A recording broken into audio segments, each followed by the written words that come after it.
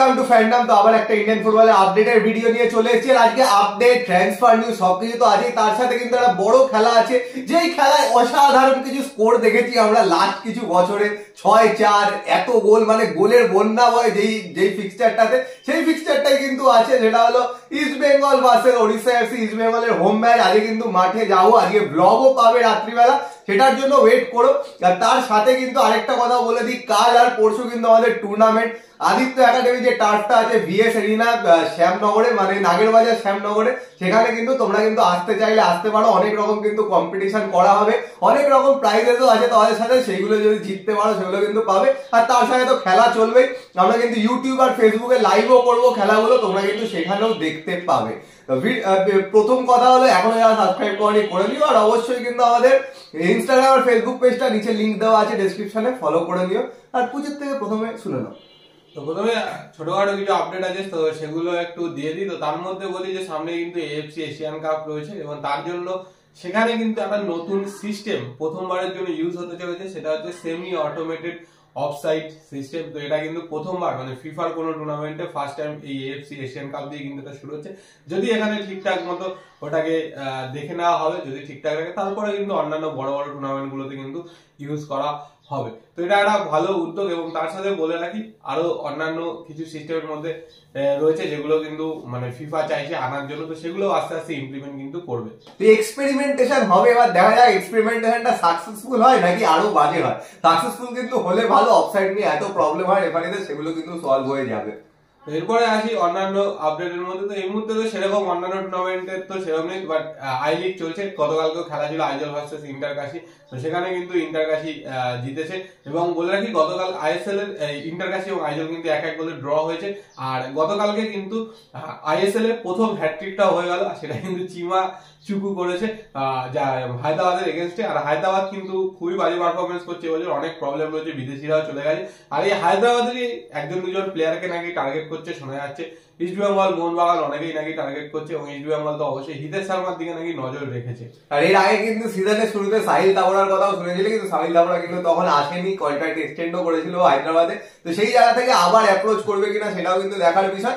কিন্তু হিতেশ শর্মার ওপর কিন্তু নজর আছে, এটা একদম পারফেক্ট খবর। এবার আনতে পারে কি পারে না, ট্রান্সফার ফিস দিতে পারবে কিনা। হিতেশ শর্মা কিন্তু এখনো কন্ট্রাক্টেড প্লেয়ার হায়দ্রাবাদে, ট্রান্সফার ফিস দিয়েই আনতে হবে। এইগুলোতে সম্ভবত লোন ডিল কিন্তু হবে না, কারণ এরা কিন্তু ফার্স্ট টিম প্লেয়ার, তো লোনে কিন্তু কাউকেই ছাড়বে না, কারণ এরা নিজেদের টিমে দরকার আছে, ট্রান্সফার ফি ছাড়া কোনো মতেই ছাড়বে না। কিন্তু আগে যে স্ট্রাইকারদের কথা শুনেছিলে, গুরকিরাতের মতো স্ট্রাইকারদের কথা, যারা কিন্তু নিজের টিমে একদমই সুযোগ পাচ্ছে না, গুরকিরাত তো বেঞ্চেও বসছে না, তাহলে কিন্তু বুঝতে পারছে এরা কিন্তু ট্রান্সফারের সম্ভাবনা আছে। এবার এটাই দেখার ইস্ট বেঙ্গল নিতে পারে কিনা, কারণ গুরকিরাতের ওপর কিন্তু অন্যান্যদেরও নজর থাকবে। ও কিন্তু মুম্বাইতে একদমই সুযোগ পাচ্ছে না, সেই জায়গায় কিন্তু মুম্বাই থেকে বেরিয়ে গেলেই কাজে দেবে, অন্য টিমে গেলে কিন্তু সুযোগ পাবে। এবার দেখা যাক যে হিতেশ শর্মা গুরকিরাতদেরকে আনতে পারে কিনা। কিন্তু একটা মেন কথা বলবো, হিতেশ শর্মাকে যদি নিতে পারে, এই টিমটা কিন্তু অনেকটা স্টেবল হয়ে যেতে পারে হিতেশ শর্মা যদি কলকাতায় এসে মানিয়ে নিতে পারে। কারণ ইস্ট বেঙ্গলের কিন্তু মেন সমস্যা হলো যে ইন্ডিয়ান ডিফেন্সিভ মিডফিল্ড বা ইন্ডিয়ান অ্যাটাকিং মিডফিল্ড যাকেই খেলাচ্ছে, তারা কিন্তু একজনও মানে ফুললি ফিট নয়, যে ফুল 90 মিনিটস খেলবে, এরকম কিন্তু প্লেয়ার নেই।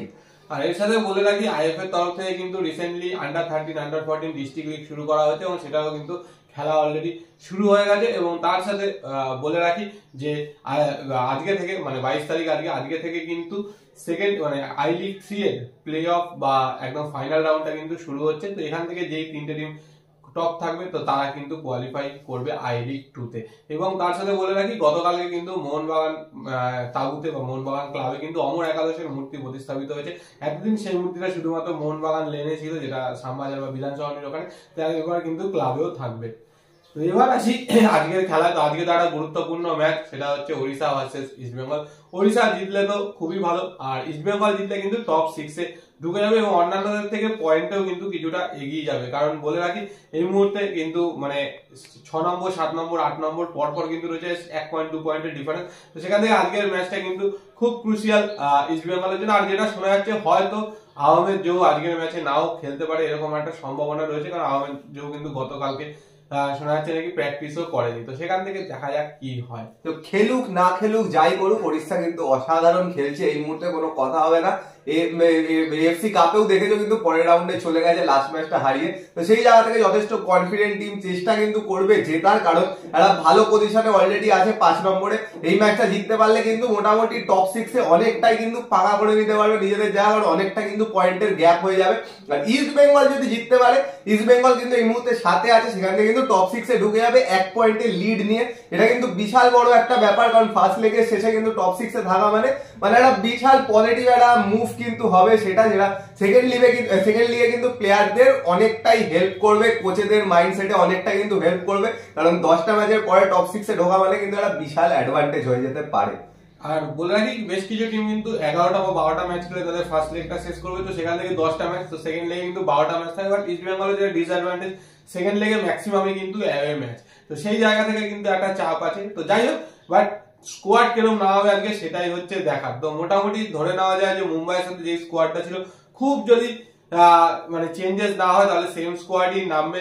আর মানে আমি তো বলবো অবশ্যই বিষ্ণুকে স্টার্ট করানো উচিত, যদি সেরকম বরঞ্চ ইয়েকে সেকেন্ড হাফে, নান্দাকে সেকেন্ড হাফে এনে ইউজ করতে পারে। আর অবশ্যই নিশু কুমারকে দিয়ে শুরু করা হয়, কারণ নিশু কুমার কিন্তু আগের দিন যথেষ্ট ভালো খেলেছে। মানে ফার্স্ট হাফটা হয়তো একটু নড়বড়ে ছিল, বাট সেকেন্ড হাফ কিন্তু খুব ভালো খেলেছে, খুব ভালো ব্লক করেছে, কিছু কিছু ক্লিয়ার করেছে। আর সৌভিক চক্রবর্তীও কিন্তু আগের দিন ভালো খেলেছে, বাট বোরজা এবং ক্রেসপো এই দুজনকে কিন্তু ভালো খেলতেই হবে। এই দুজন যদি কোনোভাবে অফ যায় তাহলে কিন্তু গোলের রাস্তা খোলা কিন্তু খুব ডিফিকাল্ট। বুঝতেই পারছো, যেরকম মনে হচ্ছে এরকম স্কোয়াড কিছুদিন ধরে নামাচ্ছে, নান্দাকে কিন্তু শুরু থেকে নামাচ্ছে না, নান্দাকে শুরু থেকে নামালে নান্দা ভালো খেলতে পারছে না, পরে নামালে নান্দা ভালো খেলছে। তো সেই জায়গাতে আশা করা যায় নান্দা হয়তো পরের দিকেই আসবে, বিষ্ণুই থাকবে বাদিকে। ডান দিকে কিন্তু নাওডে মহেশ সিং, এই প্লেয়ারটার উপরেই কিন্তু পুরোপুরি ডিপেন্ড করছে যে অ্যাটাক কতটা ভালো হবে। যতই বড় বড় প্লেয়ার, বড় বিদেশি থাকুক, যেদিন কিন্তু মহেশ ভালো খেলছে, মহেশ নিজের ফুল পোটেনশিয়াল দেখাতে পারছে, সেদিনই কিন্তু টিম ভালো খেলছে। এটা কিন্তু লাস্ট কিছুদিন ধরে নোটিস করেছো। সৌভিক চক্রবর্তী শুরুতে কিন্তু সেরকম খেলতে পারছিল না, তো লাস্ট কিছুদিন ধরে কিন্তু অনেকটাই ইমপ্রুভ করেছে। সেইটা কিন্তু এই ম্যাচে সৌভিক চক্রবর্তীর রোলটা বিশাল, কারণ ওই মিডফিল্ড থেকে কিন্তু আটকাতে হবে।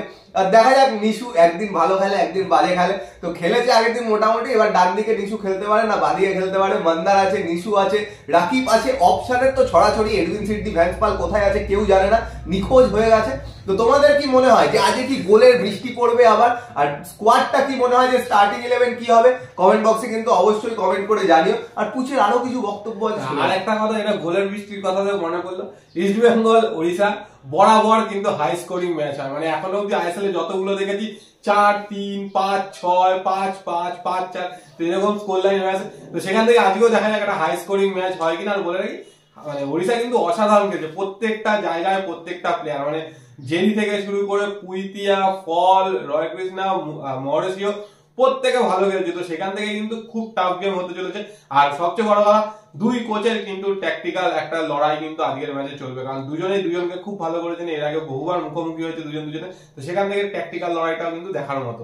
দেখলে আজকে 12 স্কোর লাইন হলো। তো যাই হোক, ভিডিওটা পছন্দ হলে লাইক করে দিও, শেয়ার করে দিও, চ্যানেলটা অবশ্যই সাবস্ক্রাইব করে দিও। আর রাতে কিন্তু ব্লগ আসছে, 10টায় ম্যাচ আছে, 11টার মধ্যে ব্লগ পেয়ে যাবে। আর কালকে আমাদের টুর্নামেন্ট আছে, সেগুলোর কিন্তু অনেক ব্লগ পাবে, তার সাথে সাথে লাইভও পেয়ে যাবে ফেসবুক আর ইউটিউবে। তো অবশ্যই কিন্তু ফলো করো এবং শেয়ার করো। তো চলো, এখনের জন্য টাটা।